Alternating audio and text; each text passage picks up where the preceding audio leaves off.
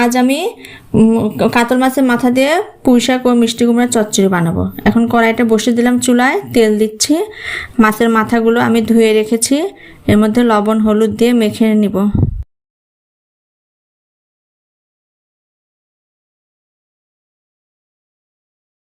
তেল গরম হওয়া পর্যন্ত আমি অপেক্ষা করছি। তেল গরম হয়ে গেছে, এখন আমি মাছের মাথাগুলো দিয়ে দিচ্ছি, লাল লাল করে ভেজে তুলে নিব।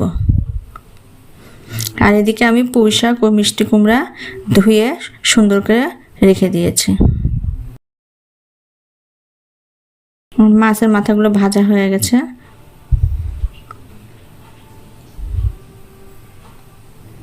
এবার আমি পেঁয়াজগুলো তেলের মধ্যে দিয়ে দিচ্ছি।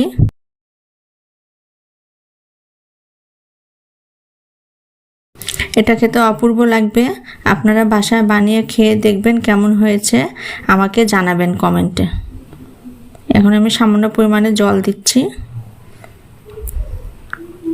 এবার হলুদ দিয়ে দিব, তারপর রসুন বাটা দিচ্ছি, পেঁয়াজ বাটা দিলাম, জিরার গুঁড়া দিলাম,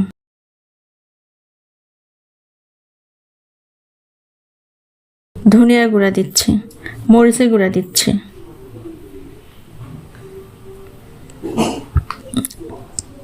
আমরা মাছের মাথা অনেকভাবে খাই। মাছের মাথাগুলো দিয়ে এগুলো খেতে অনেক মজা লাগে। মাছের মাথাগুলো আমি কড়াইয়ে দিয়ে দিলাম, মশলার সাথে আমি কষিয়ে নিব। একটু সামান্য পরিমাণে জল দিচ্ছি। জল দিয়ে দিয়ে মশলাগুলো ভেজে ভেজে নিব, নইলে তিতা লাগবে, কড়াইয়ের সাথে লেগে যাবে।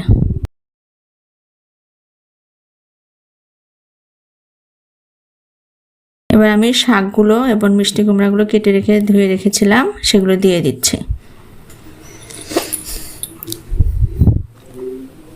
আমার এই রান্নার রেসিপিটাকে আপনারা লাইক করবেন, কমেন্ট করবেন এবং সাবস্ক্রাইব করতেও ভুলবেন না। আপনার আত্মীয় স্বজনের কাছে আমার রেসিপিটা শেয়ার করে দিবেন। এবার আমি পরিমাণ মতো লবণ দিয়ে দিলাম, তারপর সামান্য জল দিয়ে ঢেকে দিব।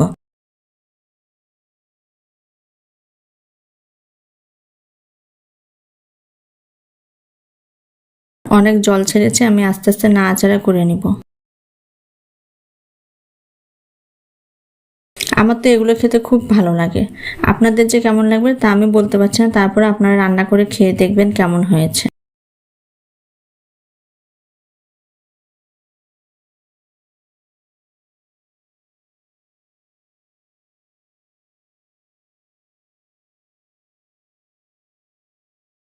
জলগুলো সব টেনে নিয়েছে, চচ্চড়ি আমার প্রায় হয়ে গেছে। এখন আমি নামিয়ে ফেলবো।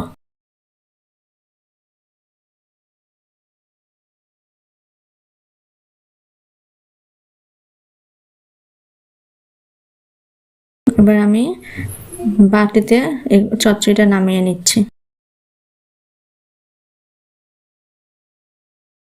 তেল ছাড়া পর্যন্ত অপেক্ষা করবেন, তারপরে চচ্চড়িটা নামাবেন। আমার কিন্তু অনেক তেল ছেড়েছে তরকারি।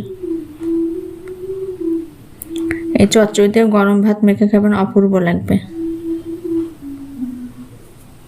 দেখুন কত লোভনীয় হয়েছে, কত সুন্দর লাগছে। আপনারা বাড়িতে করে খাবেন এবং আমার কমেন্টে জানাবেন। ধন্যবাদ সবাই।